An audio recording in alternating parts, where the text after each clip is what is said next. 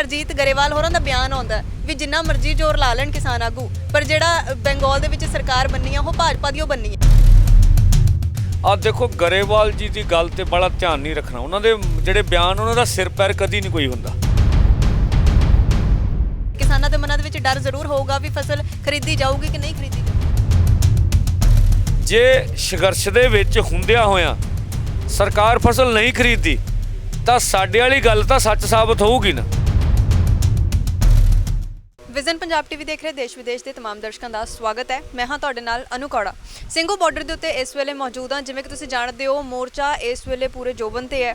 ਉਸ ਤੋਂ ਬਾਅਦ ਵੈਸਟ ਬੰਗਾਲ ਦੇ ਵਿੱਚ ਵੀ ਮੋਰਚਾ ਪਹੁੰਚਿਆ ਹੋਇਆ। ਉੱਥੇ ਜਾ ਕੇ ਜਿਹੜੀ ਹੈ ਅਗਵਾਈ ਕੀਤੀ ਜਾ ਰਹੀ ਹੈ ਕਿਸਾਨ ਆਗੂਆਂ ਵੱਲੋਂ। ਨਾਲ ਉੱਥੇ ਸੱਦਾ ਦਿੱਤਾ ਜਾ ਰਿਹਾ ਵੀ ਭਾਜਪਾ ਨੂੰ ਪਨਿਸ਼ ਕੀਤਾ ਜਾਵੇ, ਭਾਜਪਾ ਨੂੰ ਵੋਟਾਂ ਦੇ ਵਿੱਚ ਹਰਾਇਆ ਜਾਵੇ, ਭਾਜਪਾ ਨੂੰ ਵੋਟ ਨਾ ਪਾ ਕੇ ਕਿਸੇ ਹੋਰ ਨੂੰ ਵੋਟ ਪਾਈ ਜਾਵੇ। ਉਸ ਤੋਂ ਬਾਅਦ ਦਿੱਲੀ ਦੀ ਸਰਹੱਦਾਂ ਦੇ ਉੱਤੇ ਵੀ ਮੋਰਚਾ ਉਸੇ ਤਰੀਕੇ ਦੇ ਨਾਲ ਡਟਿਆ ਹੋਇਆ। ਜਿਹੜੇ ਕਿਸਾਨ ਇੱਥੇ ਮੌਜੂਦ ਨੇ ਉਹ ਗਰਮੀਆਂ ਦੀਆਂ ਤਿਆਰੀਆਂ ਕਰ ਰਹੇ ਨੇ, ਪੂਰੇ ਜ਼ੋਰਾਂ ਨਾਲ ਤਿਆਰੀਆਂ ਕਰ ਰਹੇ ਨੇ ਕਿਉਂਕਿ ਇਹ ਗੱਲ ਸਾਰਿਆਂ ਦੇ ਮੂੰਹੋਂ ਇੱਕੋ ਹੀ ਨਿਕਲਦੀ ਹੈ ਜਦੋਂ ਸੁਣਦੇ ਹਾਂ ਵੀ ਜਦੋਂ ਤੱਕ ਮੋਰਚਾ ਫਤਿਹ ਨਹੀਂ ਹੁੰਦਾ ਉਦੋਂ ਤੱਕ ਘਰਾਂ ਨੂੰ ਪਰਤਣਾ ਨਹੀਂ ਤੇ ਤਿਆਰੀਆਂ ਅਸੀਂ ਇੱਥੇ ਹੀ ਕਰ ਲੈਣੀਆਂ। ਘਰ ਜਿਹੜੇ ਨੇ ਇੱਥੇ ਬਣਾ ਲੈਣੇ, ਪੱਕੇ ਘਰ ਬਣਨੇ ਸ਼ੁਰੂ ਹੋ ਗਏ ਨੇ। ਕਿਸਾਨ ਮਜ਼ਦੂਰ ਸੰਘਰਸ਼ ਕਮੇਟੀ ਤੋਂ ਸਾਡੇ ਨਾਲ ਸੂਬਾ ਜਨਰਲ ਸਕੱਤਰ ਸਾਹਿਬ ਮੌਜੂਦ ਨੇ, ਸਰਵਨ ਸਿੰਘ ਪੰਧੇਰ ਜੀ। ਸਭ ਤੋਂ ਪਹਿਲਾਂ ਉਹਨਾਂ ਦਾ ਸਵਾਗਤ ਕਰ ਲੈਂਦੇ ਹਾਂ। ਸਤਿ ਸ਼੍ਰੀ ਅਕਾਲ ਜੀ। ਧੰਨਵਾਦ ਜੀ, ਧੰਨਵਾਦ। ਸਭ ਤੋਂ ਪਹਿਲਾਂ ਗੱਲ ਕਰਾਂਗੇ ਵੈਸਟ ਬੰਗਾਲ ਵਾਲੇ ਪਾਸੇ ਦੀ ਕਿਉਂਕਿ ਇਸ ਵੇਲੇ ਰੋਲਾ ਜਿਹੜਾ ਹੈਗਾ ਉਸ ਚੀਜ਼ ਦਾ ਚੱਲ ਰਿਹਾ ਕਿਉਂਕਿ ਸਰਕਾਰ ਜਿਹੜੀ ਹੈ ਉਹਦਾ ਜ਼ੋਰ ਵੀ ਵੈਸਟ ਬੰਗਾਲ ਵਾਲੇ ਪਾਸੇ ਹੈ ਤੇ ਜੇ ਕਿਸਾਨ ਆਗੂਆਂ ਦੀ ਗੱਲ ਕਰੀਏ ਤਾਂ ਉਹਨਾਂ ਦਾ ਜ਼ੋਰ ਵੀ ਇਸ ਵੇਲੇ ਵੈਸਟ ਬੰਗਾਲ ਵਾਲੇ ਪਾਸੇ ਹੈ ਵੀ ਕਿਸ ਤਰੀਕੇ ਦੇ ਨਾਲ ਜਿਹੜੀ ਸਰਕਾਰ ਵੋਟਾਂ ਭਾਲਦੀ ਹੈ ਉਹਨਾਂ ਨੂੰ ਫਿਰ ਵੋਟਾਂ ਨਾਲ ਹਰਾਇਆ ਜਾਵੇ। ਪਰ ਇਸ ਵੇਲੇ ਹਰਜੀਤ ਗਰੇਵਾਲ ਹੋਰਾਂ ਦਾ ਬਿਆਨ ਆਉਂਦਾ ਵੀ ਜਿੰਨਾ ਮਰਜ਼ੀ ਜ਼ੋਰ ਲਾ ਲੈਣ ਕਿਸਾਨ ਆਗੂ ਪਰ ਜਿਹੜਾ ਬੰਗਾਲ ਦੇ ਵਿੱਚ ਸਰਕਾਰ ਬਣਨੀ ਆ ਉਹ ਭਾਜਪਾ ਦੀ ਬਣਨੀ ਹੈ। ਕਿਵੇਂ ਦੇਖਦੇ ਹੋ? ਆ ਦੇਖੋ ਕਿਸਾਨ ਲੀਡਰ ਕੋਈ ਇਲੈਕਸ਼ਨਾਂ ਵਿੱਚ ਧਿਰ ਨਹੀਂ ਹੈਗੇ। ਇੱਕ ਤਾਂ ਇਹ ਨਾ ਦੇਖੀਏ ਕੱਲ੍ਹ ਨੂੰ ਭਾਜਪਾ ਜਿੱਤ ਗਈ ਤਾਂ ਅਸੀਂ ਇਹ ਤਾਂ ਨਹੀਂ ਮੰਨਦੇ ਵੀ ਉਹਨਾਂ ਦੇ ਕਾਨੂੰਨ ਠੀਕ ਹੈਗੇ ਆ। ਕੱਲ੍ਹ ਨੂੰ ਮੰਨ ਲਓ ਭਾਜਪਾ ਹਾਰ ਗਈ ਤਾਂ ਉਹ ਕਦੀ ਨਹੀਂ ਕਹੂਗੀ ਮੇਰੇ ਕਾਨੂੰਨ ਮਾੜੇ ਹੈਗੇ ਆ ਜੋ ਪੰਜਾਬ 'ਚ ਅਸਰ ਹੋਇਆ। ਸਵਾਲ ਇਸ ਗੱਲ ਦਾ ਵੀ ਬੰਗਾਲ ਹੋਵੇ ਚਾਹੇ ਤਾਮਿਲਨਾਡੂ ਹੋਵੇ ਜਾਂ ਆਸਾਮ ਹੋਵੇ ਜਿਨ੍ਹਾਂ ਸਟੇਟਾਂ ਵਿੱਚ ਇਲੈਕਸ਼ਨ ਆ ਰਹੀਆਂ ਨੇ ਉੱਥੇ MSP ਨਹੀਂ ਹੈਗੀ। ਤਾਮਿਲਨਾਡੂ ਦੇ ਕਿਸਾਨ ਬਹੁਤ ਵੱਡੀ ਪੱਧਰ 'ਤੇ ਦਿੱਲੀ 'ਚ ਬਹਿ ਕੇ ਪ੍ਰਦਰਸ਼ਨ ਕਰਕੇ ਗਏ। ਉੱਥੇ ਆਪਾਂ ਗੱਲ ਲੈ ਕੇ ਜਾਣਾ ਚਾਹੁੰਦੇ ਹਾਂ ਵੀ ਤੁਹਾਡੇ ਸੂਬੇ ਵਿੱਚ ਜੇ MSP ਦੇ ਆਧਾਰਿਤ ਜਿਹੜਾ ਸਰਬੀਆਂ ਫਸਲਾਂ ਦਾ ਖੇਤੀ ਦਾ ਕਾਨੂੰਨ ਬਣਾਉਣਾ ਚਾਹੁੰਦੇ ਹਾਂ ਜੇ ਇਹ ਮੁੱਦਾ ਉੱਭਰੇ ਇਸ ਮੁੱਦੇ 'ਤੇ ਦੁਆਲੇ ਇਲੈਕਸ਼ਨ ਘੁੰਮੇ ਤਾਂ ਉਹ ਕਿਸਾਨਾਂ ਨੂੰ ਬਹੁਤ ਫਾਇਦਾ ਦੇ ਸਕਦੀ ਆ ਕਿਉਂਕਿ ਭਾਜਪਾ ਸਰਕਾਰ ਨਾਲ ਸਾਡੀ ਟੱਕਰ ਆ। ਅਸੀਂ ਨਹੀਂ ਮੰਨਦੇ ਵੀ ਦੂਜੀਆਂ ਜਿਹੜੀਆਂ ਸੂਬਿਆਂ ਦੀਆਂ ਪਾਰਟੀਆਂ ਨੇ ਉਹਨਾਂ ਦੀਆਂ ਕਿਤੇ ਨੀਤੀਆਂ ਚੰਗੀਆਂ ਨੇ, ਉਹ ਲੋਕਾਂ ਪ੍ਰਤੀ ਠੀਕ ਨੇ ਕਿਉਂਕਿ ਭਾਜਪਾ ਦੀ ਸੈਂਟਰ 'ਚ ਸਰਕਾਰ ਆ ਉਹ ਕਿਸਾਨਾਂ ਦੀ ਸੁਣ ਨਹੀਂ ਰਹੀ। 300 ਦੇ ਕਰੀਬ ਸ਼ਹਾਦਤਾਂ ਹੋ ਚੁੱਕੀਆਂ ਨੇ ਨਾ ਤਾਂ ਇਸ ਕਰਕੇ ਉਸ ਜਿਹੜੀਆਂ ਉਹਦੀਆਂ ਨੀਤੀਆਂ ਆ ਰਹੀਆਂ ਖੇਤੀ ਸੈਕਟਰ ਨੂੰ ਉਜਾੜਨ ਵਾਲੀਆਂ, ਸਾਡੀਆਂ ਜ਼ਿੰਦਗੀਆਂ ਨੂੰ ਤਬਾਹ ਕਰਨ ਵਾਲੀਆਂ, ਉਹਦੇ ਬਾਰੇ ਬੰਗਾਲ ਦੇ ਕਿਸਾਨਾਂ, ਮਜ਼ਦੂਰਾਂ, ਆਮ ਲੋਕਾਂ ਨੂੰ ਜਾਗਰਤ ਕਰਨਾ ਬਹੁਤ ਜ਼ਰੂਰੀ ਆ ਤਾਂ ਜੋ ਬੰਗਾਲੀ ਫਿਰ ਆਪਣੀ ਮਰਜ਼ੀ ਨਾਲ ਫੈਸਲਾ ਕਰਨ। ਜੋ ਅਸੀਂ ਕਹੀਏ ਵੀ ਭਾਈ ਤੁਸੀਂ ਸੋਚ ਕੇ ਫੈਸਲਾ ਕਰੋ। ਜੇ ਭਾਜਪਾ ਨੂੰ ਰਾਜ ਸੱਤਾ ਅਸੀਂ ਸੌਂਪਾਂਗੇ ਤਾਂ ਹੋਰ ਤਾਕਤਵਰ ਹੋਊਗੀ ਅਤੇ ਤਾਕਤਵਰ ਹਾਕਮ ਜਿਹੜਾ ਵਾ ਕਦੀ ਵੀ ਜਲਦੀ ਹਰਾਇਆ ਨਹੀਂ ਜਾ ਸਕਦਾ। ਸੋ ਇਹ ਮਨੋਰਥ ਹੈ ਕਿਸਾਨ ਲਹਿਰ ਦਾ। ਜਿਵੇਂ ਤੁਸੀਂ ਗੱਲ ਕੀਤੀ ਨਾਲ ਉਹਨਾਂ ਨੇ ਇਹ ਗੱਲ ਵੀ ਕਹੀ ਹੈ ਵੀ ਬੰਗਾਲ ਦੇ ਜਿਹੜੇ ਕਿਸਾਨ ਨੇ ਉਹ ਸਾਡੇ ਨਾਲ ਨੇ, ਉਹਨਾਂ ਦੇ ਨਾਲ ਅਸੀਂ ਜਦੋਂ ਗੱਲਬਾਤ ਕਰਦੇ ਹਾਂ ਤਾਂ ਖੁਸ਼ ਨੇ ਉੱਥੇ ਦੇ ਕਿਸਾਨ। ਤਾਂ ਫਿਰ ਕਿਵੇਂ ਜਿਹੜੇ ਕਿਸਾਨ ਆਗੂ ਨੇ ਉਹ ਲੁਭਾਉਣ ਦੇ ਵਿੱਚ ਕਾਮਯਾਬ ਹੋਣਗੇ, ਕਿਵੇਂ ਉਹਨਾਂ ਨੂੰ ਸਮਝਾਉਣ ਦੇ ਵਿੱਚ ਕਾਮਯਾਬ ਹੋਣਗੇ ਵੀ ਜਿਹੜੇ ਕਾਨੂੰਨ ਬਣ ਰਹੇ ਨੇ ਉਹ ਕਾਲੇ ਨੇ, ਕਿਵੇਂ ਸਮਝਾਉਣ ਦੇ ਵਿੱਚ ਕਾਮਯਾਬ ਹੋਣਗੇ ਵੀ ਕਾਨੂੰਨ ਜਿਹੜੇ ਨੇ ਉਹਨਾਂ ਵਾਸਤੇ ਮਾੜੇ ਨੇ? ਆ ਦੇਖੋ ਗਰੇਵਾਲ ਜੀ ਦੀ ਗੱਲ ਤੇ ਬੜਾ ਧਿਆਨ ਨਹੀਂ ਰੱਖਣਾ। ਉਹਨਾਂ ਦੇ ਜਿਹੜੇ ਬਿਆਨ ਉਹਨਾਂ ਦਾ ਸਿਰ ਪੈਰ ਕਦੀ ਨਹੀਂ ਕੋਈ ਹੁੰਦਾ। ਜੋ ਕੁਝ ਉਹਨਾਂ ਨੇ ਪੰਜਾਬ 'ਚ ਦਾਅਵੇ ਕੀਤੇ ਸੀ ਉਹ ਕਦੀ ਨਹੀਂ ਪੂਰੇ ਹੋਏ। ਜਿਹੜੇ ਪਿੰਡ ਤੋਂ ਆਉਂਦੇ ਉੱਥੇ ਕੋਈ ਉਮੀਦਵਾਰ ਨਹੀਂ ਲੱਭਾ ਹੈਗਾ ਤਾਂ ਪਹਿਲੋਂ ਤੋਂ ਕਹਿੰਦਾ ਸੀ ਪੰਜਾਬ 'ਚ ਜਿੱਤਣ ਜਾ ਰਹੇ ਹਾਂ, ਪੰਜਾਬ 'ਚ ਸਾਡਾ ਹੋ ਜਾਊਗਾ।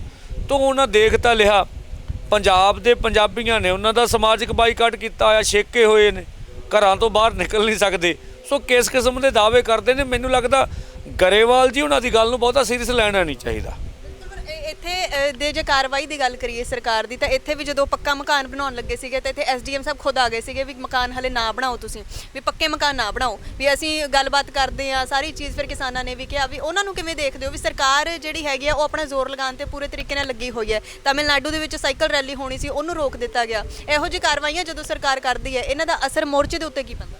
ਦੋ ਚੀਜ਼ਾਂ ਵਾ। ਜਦੋਂ ਲੋਕ ਕਿਤੇ ਪੱਕਾ ਮਤਲਬ ਮਕਾਨ ਬਣਾਉਣ ਦਾ ਕੀ ਭਾਵ ਆ, ਆਪਾਂ ਇੱਥੇ ਕੋਈ ਕਬਜ਼ਾ ਨਹੀਂ ਲੈਣਾ। ਜਿਹੜੀ ਮਾਨਸਿਕਤਾ ਦਿਖ ਪਈ ਤੁਹਾਨੂੰ ਵੀ ਲੋਕ ਪੱਕੇ ਪੈਰੀ ਰਹਿਣ ਡੈ ਪਏ, ਇਸ ਗੱਲ ਤੋਂ ਸਰਕਾਰ ਘਬਰਾ ਗਈ। ਇਹਦਾ ਮਨ ਬਣ ਗਿਆ। ਇਹਦਾ ਮਤਲਬ ਸਰਕਾਰ ਨੂੰ ਸਾਡੇ ਪੱਕੇ ਬੈਠੇ ਰਹਿਣ 'ਤੇ ਕੋਈ ਖਦਸ਼ਾ ਸੀਗਾ, ਜਿਹੜੇ ਬਣ ਰਹੇ ਮਕਾਨਾਂ ਨੇ ਦੂਰ ਕਰ ਦਿੱਤਾ। ਇੱਕ ਤਾਂ ਇਹ ਆ ਸਰਕਾਰ ਦੀ ਘਬਰਾਹਟ ਸਾਫ਼ ਦਿਖ ਰਹੀ ਆ, ਲੋਕ ਟਿਕ ਕੇ ਬਹਿ ਰਹੇ ਆ ਤਾਂ ਆਪਣਾ ਪ੍ਰਬੰਧ ਕਰ ਰਹੇ ਆ।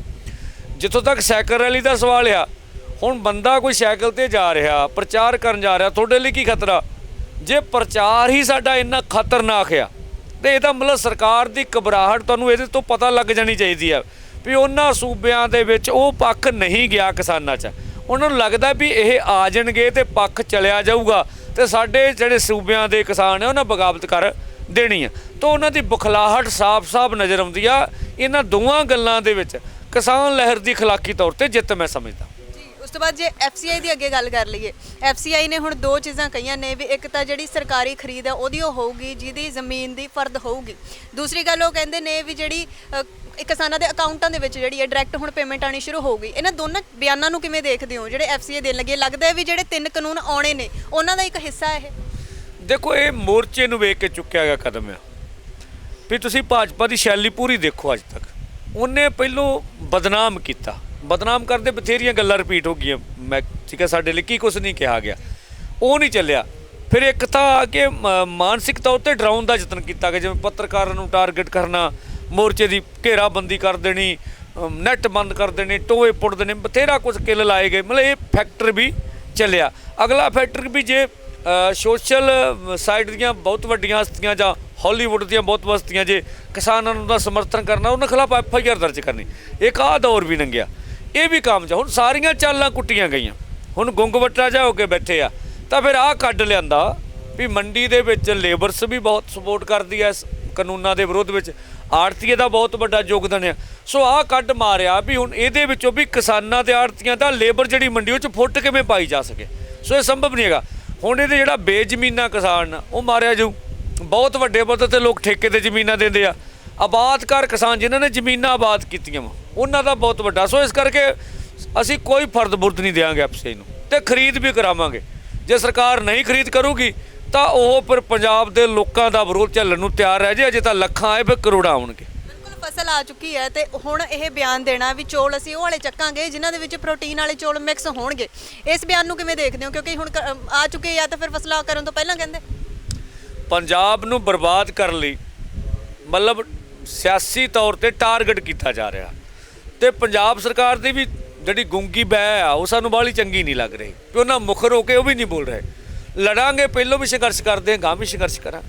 ਬਿਲਕੁਲ, 15 ਤਰੀਕ ਨੂੰ ਵੀ ਪੈਟਰੋਲ ਡੀਜ਼ਲ ਦੇ ਜਿਹੜੇ ਰੇਟ ਇੰਨੇ ਵੱਧ ਰਹੇ ਨੇ ਉਹਦੇ ਲਈ ਵੀ ਪ੍ਰਦਰਸ਼ਨ ਨਾਲ ਹੋਣਾ, ਨਿੱਜੀਕਰਨ ਨੂੰ ਲੈ ਕੇ ਵੀ ਪ੍ਰਦਰਸ਼ਨ ਨਾਲ ਹੋਣਾ। ਪਰ ਭਾਜਪਾ ਸਰਕਾਰ ਇਹ ਗੱਲ ਕਹਿ ਚੁੱਕੀ ਹੈ, ਮੋਦੀ ਸਾਹਿਬ ਇਹ ਗੱਲ ਕਹਿ ਚੁੱਕੇ ਨੇ ਵੀ ਜਿਹੜਾ ਬਿਜ਼ਨਸ ਹੈ ਉਹ ਸਰਕਾਰ ਦਾ ਕੰਮ ਨਹੀਂ ਹੈਗਾ। ਸਰਕਾਰ ਦਾ ਕੰਮ ਹੈਗਾ ਲੋਕਾਂ ਦਾ ਵੈਲਫੇਅਰ, ਲੋਕਾਂ ਦਾ ਚੰਗਾ ਸੋਚਣਾ। ਪਰ ਜਦੋਂ ਆਪ ਉਹ ਕਹਿ ਰਹੇ ਨੇ ਵੀ ਬਿਜ਼ਨਸ ਸਰਕਾਰ ਦਾ ਕੰਮ ਹੀ ਨਹੀਂ ਹੈਗਾ ਤਾਂ ਫਿਰ ਨਿੱਜੀਕਰਨ ਦਾ ਵਿਰੋਧ ਕਿਉਂ?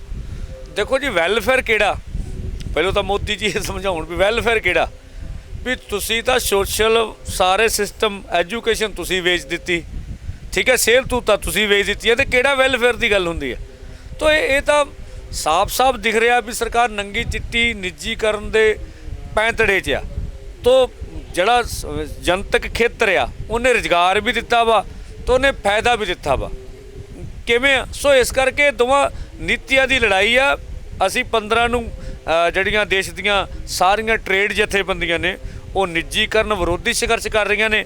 ਆਪਾਂ ਇਹਨੂੰ ਸਰਕਾਰ ਵਿਰੋਧੀ ਦਿਹਾੜਾ ਤੇ ਖੇਤੀ ਬਿੱਲਾਂ ਨਾਲ ਜੋੜ ਕੇ ਸਾਂਝਾ ਐਕਸ਼ਨ ਕਰਾਂਗੇ। 23 ਤਰੀਕ ਨੂੰ ਭਗਤ ਸਿੰਘ ਦਾ ਦਿਹਾੜਾ ਵੀ ਮਨਾਉਣਾ ਹੈ। ਉਸ ਤੋਂ ਬਾਅਦ 26 ਨੂੰ ਭਾਰਤ ਜਿਹੜਾ ਉਹ ਪੂਰਾ ਬੰਦ ਦੀ ਕਾਲ ਵੀ ਦਿੱਤੀ ਗਈ ਹੈ। ਕੀ ਲੱਗਦਾ ਕਿੰਨੇ ਕਿਸ ਵਾਰ ਕਾਮਯਾਬ ਹੋ ਪਾਊ? ਮੈਨੂੰ ਲੱਗਦਾ ਪੂਰਨ ਰੂਪ ਵਿੱਚ ਕਾਮਯਾਬ ਹੋਊਗਾ। ਉਹਦੇ ਲਈ ਜਥੇਬੰਦੀ ਮੀਟਿੰਗ ਕਰਕੇ ਵੀ ਇਹਨੂੰ ਸਫਲ ਕਿਵੇਂ ਬਣਾਇਆ ਜਾ ਸਕੇ ਆਪਣੀਆਂ ਵਿਉਂਤਬੰਦੀ ਕਰੂਗੀ। ਤੇ ਨੌਜਵਾਨ ਲੱਗਦਾ ਵੀ ਇਸ ਵਾਰ ਕਿਸਾਨ ਆਗੂਆਂ ਤੇ ਭਰੋਸਾ ਕਰਕੇ ਨਾਲ ਜੁੜਨਗੇ। ਦੇਖੋ, ਮੈਨੂੰ ਲੱਗਦਾ ਵੀ ਆਪਾਂ ਕਿਸੇ ਲਈ ਨਹੀਂ ਲੜ ਰਹੇ, ਸਾਡੀ ਆਪਣੀ ਲੜਾਈ ਆ। ਕੋਈ ਕਿਸੇ ਪੱਖ ਤੋਂ ਕਿਤੇ ਗਲਤ ਹੋ ਸਕਦਾ, ਇਸ ਕਰਕੇ ਅੰਦੋਲਨ ਨੂੰ ਨਹੀਂ ਨੁਕਸਾਨ ਪਹੁੰਚਾਉਣਾ ਚਾਹੀਦਾ। ਅੰਦੋਲਨ ਲੜਨਾ ਵਾ, ਸਰਕਾਰ ਦੀਆਂ ਚਾਲਾਂ ਵਾ ਬੇਭਰੋਸਗੀ ਪਾਉਂਦੀਆਂ, ਉਹ 'ਚੋਂ ਸਾਨੂੰ ਬਾਹਰ ਲੈਣਾ ਚਾਹੀਦਾ। ਸਾਡਾ ਨੌਜਵਾਨ ਹੈ, ਸਾਨੂੰ ਮਾਣ ਆ, ਉਹਨੇ ਬਹੁਤ ਵੱਡਾ ਕੀਤਾ ਵਾ ਪੰਜਾਬ ਲਈ, ਇਸ ਕਿਸਾਨੀ ਅੰਦੋਲਨ ਲਈ। ਅਤੇ ਉਹ ਕਿਉਂਕਿ ਆਪਣੀ ਲੜਾਈ ਆ, ਗਾਂ ਨਸਲਾਂ ਦੀ ਲੜਾਈ, ਆਉਣ ਵਾਲੇ ਭਵਿੱਖ ਦੀ ਲੜਾਈ ਆ। ਸਾਨੂੰ ਸਾਰੀਆਂ ਗੱਲਾਂ ਭੁੱਲ ਕੇ ਇਹਨੂੰ ਜਿੱਤਣਾ ਚਾਹੀਦਾ। ਬਾਅਦ 'ਚ ਆਪੇ ਪੰਜਾਬ ਫੈਸਲਾ ਕਰ ਲੂਗਾ ਕਿੰਨੇ ਕੀ ਕਰਨਾ। ਬਿਲਕੁਲ, ਆਉਣ ਵਾਲੇ ਸਮੇਂ ਦੇ ਵਿੱਚ ਹੁਣ ਫਸਲਾਂ ਦੀ ਖਰੀਦ ਹੋਣੀ ਹੈ ਤੇ ਲੱਗਦਾ ਵੀ ਉਸ ਵੇਲੇ ਇਹ ਜਿਹੜੇ ਕਾਨੂੰਨ ਆ ਰਹੇ ਨੇ ਉਹਨਾਂ ਨੂੰ ਲੈ ਕੇ ਕਿਤੇ ਨਾ ਕਿਤੇ ਆਪਸ ਦੇ ਵਿੱਚ ਉਲਝਣ ਜ਼ਰੂਰ ਹੋਊਗੀ ਵੀ ਆਖਿਰ ਦੇ ਵਿੱਚ ਕਰਨਾ ਕੀ ਹੈ। ਕਿਸਾਨਾਂ ਦੇ ਮਨਾਂ ਦੇ ਵਿੱਚ ਡਰ ਜ਼ਰੂਰ ਹੋਊਗਾ ਵੀ ਫਸਲ ਖਰੀਦੀ ਜਾਊਗੀ ਕਿ ਨਹੀਂ ਖਰੀਦੀ ਜਾਊਗੀ। ਦੇਖੋ, ਖੇਤੀ ਦੇ ਕਾਨੂੰਨਾਂ ਦਾ ਜਿਹੜਾ ਸੱਚ ਆ ਉਹ ਸਾਰਿਆਂ ਸਾਹਮਣੇ ਆ। ਵੀ ਖੇਤੀ ਮੰਡੀ ਜਾਣੀ ਆ।